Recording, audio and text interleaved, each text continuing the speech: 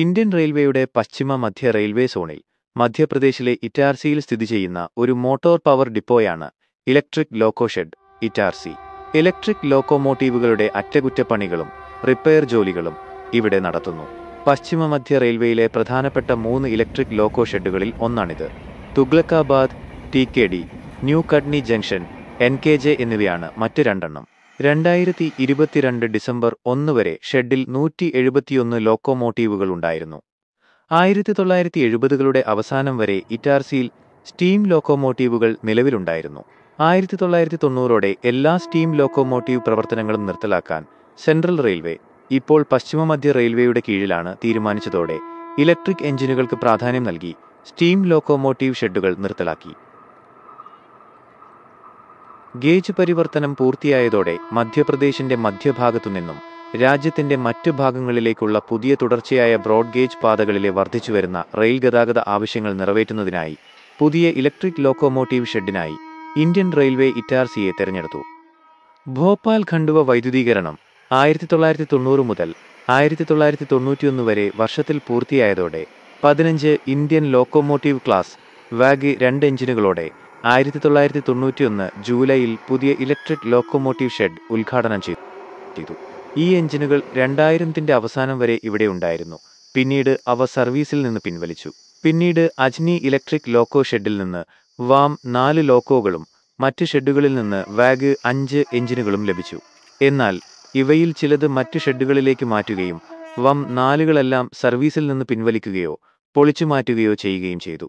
വാഗ് 5 ലോക്കോകൾ ഒന്നുകിൽ ന്യൂ കട്നി ഇലസിലേക്കോ കട്നി DLSിലേക്കോ ഇറ്റാർസി DLSിലേക്കോ മാറ്റി, അല്ലെങ്കിൽ പൊളിച്ചു മാറ്റി. 2018 പുതിയ വാപ്പ് 7 ലോക്കോകൾ ഷെഡിന്റെ ഭാഗമായി. 2020 നവംബറിൽ ഇറ്റാർസി ELSന് ആദ്യത്തെ വാഗ് 9 ലോക്കോമോട്ടീവ് ലഭിച്ചു. പശ്ചിമ മധ്യ റെയിൽവേയിലെ 3 ഇലക്ട്രിക് എഞ്ചിൻ ഷെഡുകളിൽ ഒന്നായതിനാൽ ഇലക്ട്രിക് ലോക്കോമോട്ടീവുകളുടെ പ്രധാനപ്പെട്ടതും അല്ലാത്തതുമായ വിവിധ അറ്റകുറ്റപ്പണികൾ ഇവിടെ നടത്തുന്നു. 175 ലോക്കോമോട്ടീവ് യൂണിറ്റുകളുടെ ശേഷി ഷെഡിന് അനുവദിച്ചിട്ടുണ്ട്. നിലവിൽ അനുവദിച്ച ശേഷിക്കും പുറമെ 171 എഞ്ചിൻ യൂണിറ്റുകൾ ഇവിടെയുണ്ട്. 19 വാപ്പ് 4, 55 വാപ്പ് 7, 97 വാഗ് 9 എന്നിവ ഇതിൽ ഉൾപ്പെടുന്നു. റെയിൽവേ ബോർഡ് പുതിയ ലോക്കോകൾ ET ഷെഡിന് അനുവദിക്കുന്നതിനാൽ ഭാവിയിൽ എണ്ണത്തിൽ വർധനവുണ്ടാകാനാണ് സാധ്യത. മറ്റ് ലോക്കോമോട്ടീവ് ഷെഡുകൾ പോലെ ETയും ലോക്കോമോട്ടീവുകളുടെ പതിവ് അറ്റകുറ്റപ്പണികൾ, ഓവർഹോൾ, പെയിന്റിംഗ്, കഴുകൽ എന്നിവ ഉൾപ്പെടെയുള്ള റിപ്പയർ ജോലികൾ ചെയ്യുന്നു. അമർകണ്ടക് എക്സ്പ്രസ്, റാണി കമലാപതി ജബൽപൂർ ജനശതാബ്ദി എക്സ്പ്രസ്, ഹംസഫർ എക്സ്പ്രസ് തുടങ്ങി നിരവധി മെയിൽ എക്സ്പ്രസ്, സൂപ്പർഫാസ്റ്റ് ട്രെയിനുകൾ എന്നിവ ഇവിടെ കൈകാര്യം ചെയ്തിട്ടുണ്ട്. മുൻപ് ഇന്ത്യൻ റെയിൽവേയിൽ ഏറ്റവും കൂടുതൽ വാപ്പ് 4 ലോക്കോമോട്ടീവുകൾ ഉണ്ടായിരുന്നത് ഇവിടെയായിരുന്നു. എന്നാൽ ഇപ്പോൾ ഒരു വലിയ ഭാഗം വാപ്പ് 4 ലോക്കോമോട്ടീവുകൾ മറ്റ് ഷെഡുകളിലേക്ക് മാറ്റിയിട്ടുണ്ട്.